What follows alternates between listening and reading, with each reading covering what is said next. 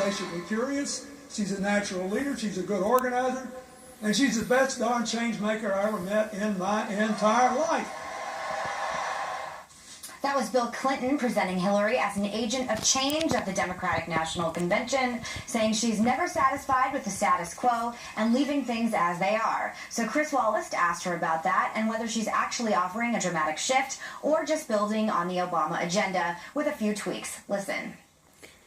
I think what I'm offering are proven results. I think what I'm offering is that we can build on where we are. We've dug ourselves out. We're standing, but we're not yet running. I'm not happy with the status quo.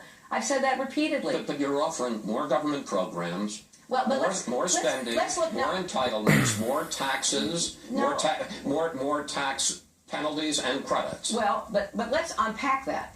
What I'm offering is the biggest job creation program since World War II, and I hope to be able. But it's infrastructure. That's what Obama did. But he didn't get to do enough. And he didn't get enough support from the Congress. Okay, I heard you laughing, David. I just want to get your take. I want everybody to roll the tape of President Obama saying shovel ready. I'm paraphrasing, wasn't so shovel ready. Remember my infrastructure argument in the last block. America, just pay attention to that. It's a farce. Hillary Clinton's deflecting. The fact is, if Obama fixed things as the left claims, then what does she need to fix?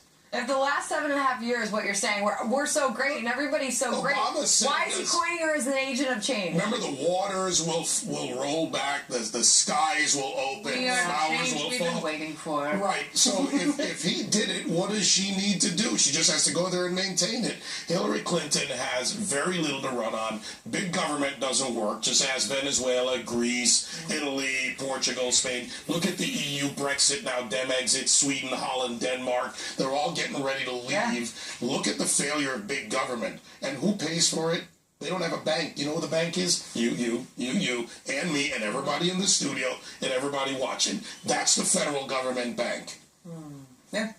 No, I'm not going to debate you on that. You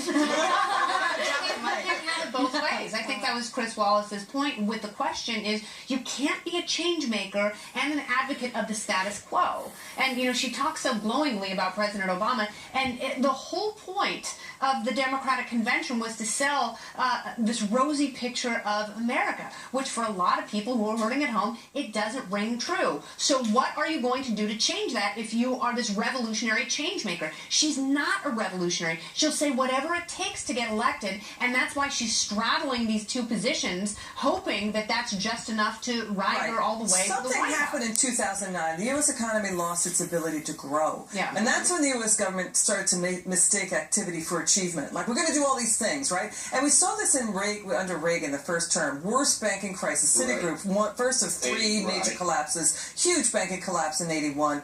And the Reagan administration, they said, okay, we'll do stimulus spending. Guess what? The money only started pouring in 5 years later, and the U.S. economy was back into recovery mode without all this infrastructure and stimulus spending. And by the way, it was the tax cut and the packages put together in the Reagan era that led to that. But look, they tried to humanize Hillary at the Democratic Convention. They painted her as the mom, the grandma.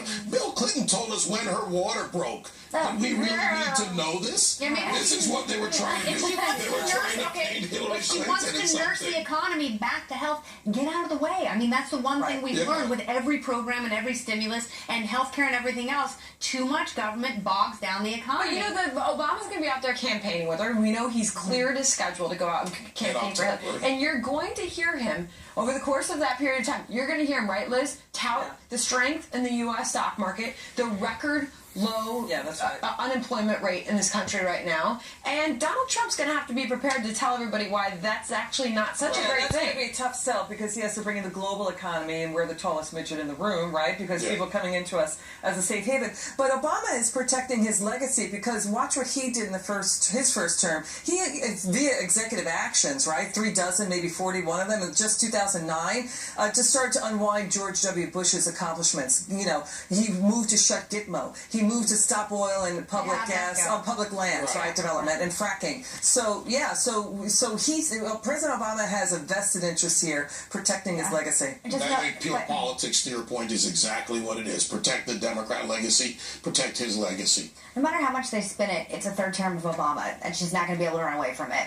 All right, a college student leader suspended and forced to attend diversity training, all part of a backlash from a social media post saying, quote, "All lives matter." Is this a drastic overreaction? And what is so wrong with saying all lives matter?